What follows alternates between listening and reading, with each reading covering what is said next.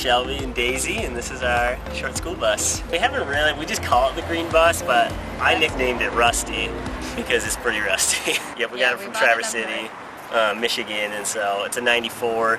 So it's like over 20 years old, and so with all the salt and snow and all that, gets it a little rusty. Yeah, we're doing a big trip around the U.S. I'm an artist, so we're spending a year on the road and seeing beautiful places and exploring and showing our daughter what this beautiful earth is about. So this is our kitchen. We kept it pretty simple.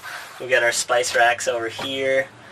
Keep some potatoes and stuff, or some fruits and vegetables up on the counter. We just kind of picked out some key spices that we wanted to use, and then we have a few in our storage right in here. But the really nice thing about a bus is that everything is magnetic, so even our curtains are just a full magnetic, and then also our spices, they're all magnetic. It's just super simple things that keep it all clean and make it necessary for us to utilize the magnets in the bus. And we also have some lighting, LED lighting that surrounds the entire bus, and that has been super helpful because it just illuminates at night and it doesn't draw a lot of energy is the key thing. I kind of think a lot of different bus conversions or van conversions have like the rods or something where they pull up their curtains, but I knew I wanted it to feel really homey, and especially since this was going to be our home for a little bit, I like the white curtains and I like everything to feel clean and airy, and so we wanted it to be like a pull through and kind of like aesthetically pleasing. So that's the reason why it just felt simpler to do that, because then if we need to, we can just pull them down real quick. And that's all over the bus interior. Under here is our food storage, and we just pull this thing out and then hook up our stove or our fuel, a little propane cooker, and then voila, we got our stove. We wanted it to be like this because we'd like to cook outside as much as we can, so we wanted it to be portable and not built in, taking up counter space. But when we're cooking inside, that's where it goes, and that works out pretty well for us. Over here we've got food storage, or that's like dishes and stuff, and then over here food. We can usually go about 5 days on food before we got to go back to the grocery store and kind of restock. The mini fridge is pretty energy efficient itself, and it's just small, so you know, obviously the fewer times that we open it, the longer that it'll last. But we've got two 100-watt panels up top going to a Yeti 1250 battery bank, and so as long as we've got sun, we did wire it in so that while we're driving we can charge the battery, and so now we can go indefinitely off the grid as long as we run the engine a little bit each day and have some sunshine. It's so that's like a Yeti makes like an off the grid battery bank. They've got a few different levels, so it's essentially, instead of they put everything in one, like the inverter, the solar panel controller, all that stuff fits into one. So it was it was the most expensive part of our build, but we just decided to bite the bullet for simplicity and plug directly into our battery bank, which is nice. Yeah, so if we have a little space heater, 110.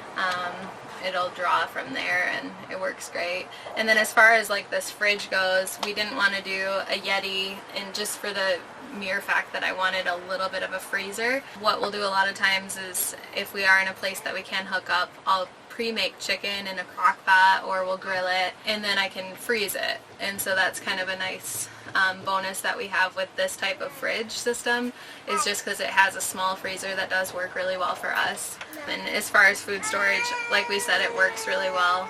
So yeah, like I was saying, it's just nice to have a little freezer space, and also with a child, we have to kind of make up food ahead of time and just have that accessible and handy. And then as far as our drawers go, everything clicks in, so it won't move when we're on the road. It has like a little click. Latch, yeah, a little latch. I have a friend who does cabinetry, so he helped me with it, and then actually this countertop is strips of wood from his work that we glued together over like 6 months or whatever that he had saved up and glued together, and then made this countertop. And then little things that we have found is there are always little like quirks and little spaces in a bus that you just need to make sure you actually utilize. For us, we have up here, we keep all of the cleaning supplies up here, so they're out of reach for the baby, and then also we keep all of our medicine up here, and a little bit of our technology stuff. So it's just stuff that she can't reach, and it's just high up and it latches.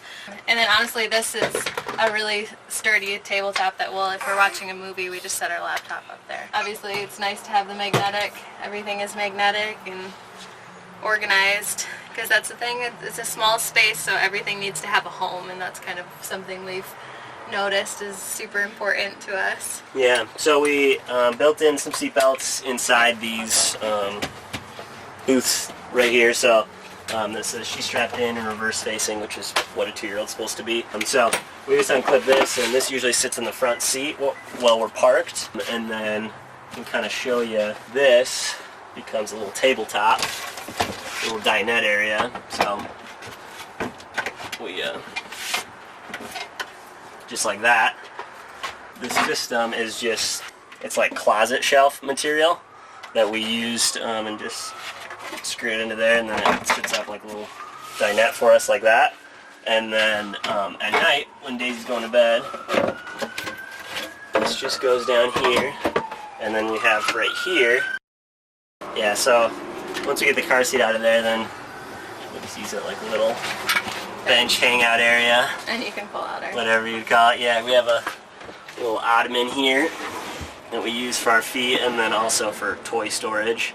So Daisy's got some toys in here. That was a later ad, but it's been very beneficial. Yeah, keeps it cozy, and it's another seat if we've got guests that want to sit down, they can sit in that. So we have that, and then for her crib, we had to kind of get creative on this. So this is just a baby gate, and we put on some little eyelet screws there, and then they just clip into some screws coming out, and then they latch underneath so that it's secure, nice and sturdy. And then that's her crib area. We put a little blanket down and stuff. And she can't climb out, and we also put up like a padding, so it's essentially simulates a crib padding, and we put a little mattress for her, which we keep all of her bedding in here.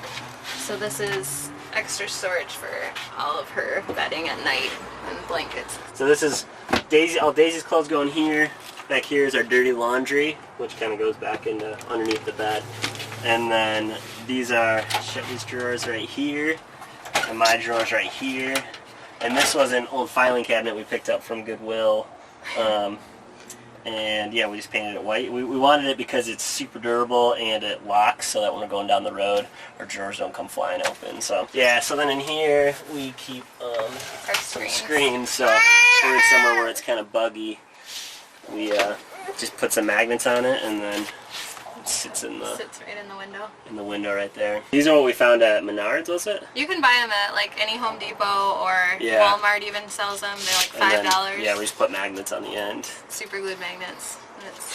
Everything is magnetic. So. Yep. And yeah, here's our closet, which is kind of a mess, but we keep like our shower stuff down there. So our bathing suits and some extra sweatshirts. Always got some, regular hooks, and then or just some grab sweatshirts. We went with a really simple water system. I semi-regret it. I kind of wish we would have invested a little more time, but we just have these pressurized tanks back here, just like what you'd use in a garden. And it's just a hand pump, really simple, and then it just sprays some water. It helps us use less water, which is really nice. We're very conscious because you have to be pushing it to use it, but yeah, it can be kind of cumbersome sometimes. It's nice too though, because you can just take this off and extend it, so if we ever need like an outdoor shower area, we can just go like this out the window, which has been useful. And it's just really simple.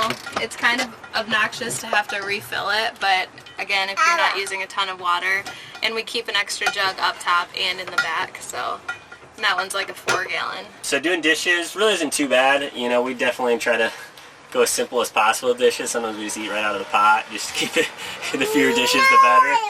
So yeah, that works out pretty well. Bathroom, we just have a 5-gallon bucket right here with a little toilet seat on top as an emergency toilet, and to be honest, we've never had to use it because really usually if we're in a public place, there's always a bathroom somewhere, and if we're boondocking, we're in the middle of nowhere, then you're in the middle of nowhere and no one cares. So yeah, it really hasn't been an issue for us. I know it's a big question for a lot of people. We're pretty relaxed, like it doesn't bother us to go in the woods. It's just not that much of an issue. Yeah, it really has not been a stressor at all. And for the baby, for Daisy, she used to be able to fit in here where we could do baths in the sink, but now we have a bucket right underneath here that is like a multi-purpose bucket, and just heat up water, and she does baths outside, and she loves it. So that's kind of what we do for her. Yeah, so I'm 5'11", almost 6 foot, and after we put the floor, we've got 2-inch insulation on the floor and 3-inch in the walls, and so after we finish the floor, we're at about 6 foot right now, maybe 6'1". Yeah. So yeah, I fit just perfectly in here, which works out really well. Yeah, we're grateful that we can stand up and fit, and Obviously. Shelby's shorter, so not an issue for her. But yeah, this is our bed. We just have a futon mattress that we've had forever since we got married, and it works out great. We got a little foam top to that to make it a little more comfortable, and then a couple blankets, and You can show them the back mirror. And keeps us cozy. Yeah, and then here's our shelf up here. We just wanted an open shelf, just kind of make it feel homey too. And we got some books, some of our books and kids' books, and then a little bit of extra clothes storage up there. And then we just did some lines here, some rope to just keep these from coming out. Slides right across and keeps everything nice and tight up that way. Yeah, this is just like a piece of, I don't even know, probably 2x10. And yeah, it's just got these nice channels right here, so we just slid it in right on top and then screwed it down so it doesn't move on us. And it's really easy to install and really simple and does the job for us. This is where we keep underwear and socks and that sort of thing. This is our medicine cabinet. This is where we keep like our toothbrushes and deodorant and Shelby's makeup and that sort of thing. And then it's got a little mirror on it too, so we just mounted that to the side of that cabinet. Yeah, over here we keep our little buddy heater. This is our propane heater that heats this thing up in 10 minutes. It's toasty, so that's been pretty clutch. We use that a lot, and then we keep pans on the side there, just tucked away. And then up here, this was a little afterthought, but we had this big arm coming across for the door, and we didn't really know what to do with that space, so we just put it's a big open shelf, kind of just to set anything on. Yeah, we use it all the time. It's just like a little grab countertop for anything. And then we found this map a couple months into the trip, and we were like, oh, it'd be cool to, hodgepodge a map on there, and then we can draw where we've been. So that's been cool and fun to, as we process where we're going next, to look at the map and say, go up there and all that. And then right behind this curtain this is the Yeti 1250 I was talking about earlier. It's our battery bank. Really simple setup. You got some 110 outlets right there, and then these run to the solar panels up top. And we'll keep all of our extra cords in here. And then just above it we keep our shoes right by the doorway so we don't get it too dirty in here. It's got a 7.3 IDI. It's a 94 Ford. It's an Econoline front end, so it's really just a van, which has been really nice. Because when we've had to take it to a shop or something, they kind of freak out at first when they see it as a bus, but when they see that it's just an Econoline E350 front end, then they realize it's a lot more workable.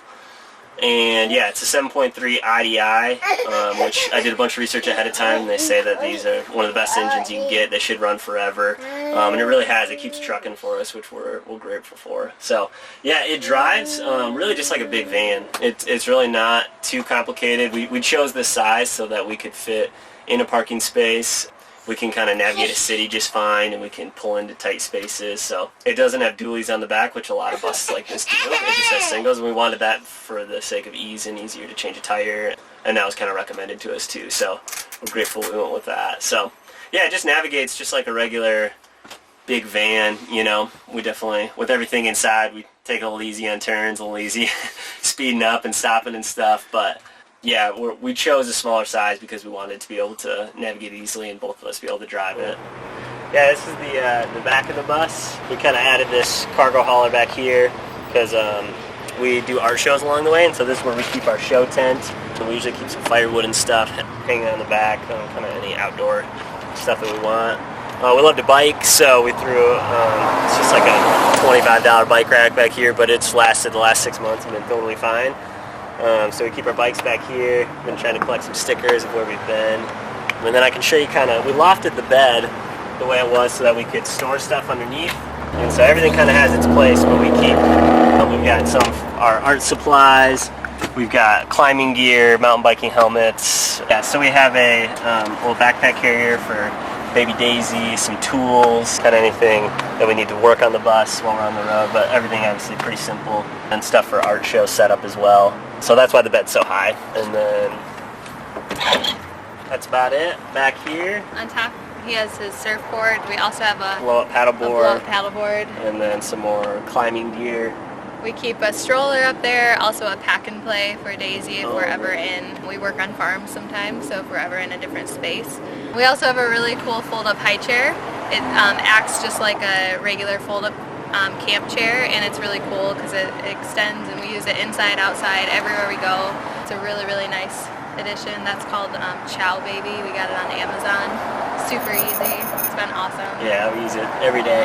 Every day. Up here at the front, we've got two 100-watt solar panels from Goal Zero, and they work great. Anytime there's sun, we get really good power. We do have them permanently mounted. Some people have them so that you can adjust them. Because we move every couple days, we just chose to keep them permanent on there. And you know, when the sun's angled a certain way, we don't get as good a power, but they really work great for us. We just have to clean them every month or so. Something interesting about us too is our water tank, we don't have a gray water tank. So whenever we're using our water, it actually just goes right outside. So we have to be wary. If we're in a campground, we put a bucket down and we catch our water and put it elsewhere. If we're out in the middle of nowhere, it doesn't matter. It can just go to the ground. So that's something that we just made super simple. Just make our life easier, and just a quick setup for us. Yeah, so I'm an artist, so I do mostly acrylics and watercolor. I do a ton of art shows, so that a little bit dictates where we go as far as states. We try to stick to 2 art shows a month. I also sell online. I do a lot of outdoor scenes, and I do a lot of florals. So yeah, that's how we sustain ourselves. If you want to look